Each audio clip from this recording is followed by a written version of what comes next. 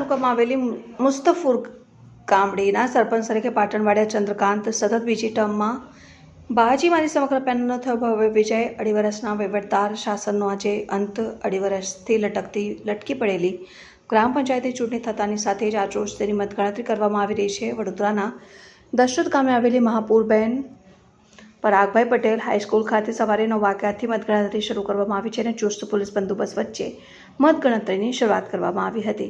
ત્યારે દિવાળીપુરા, તેના, સલાડ, રણોલી જેવા ગ્રામ વિસ્તારના પરિણામો મતગણતરી બાદ જાહેર કરવામાં આવ્યા છે. લોકોમાં અનેરો ઉત્સાહ જોવા મળે છે.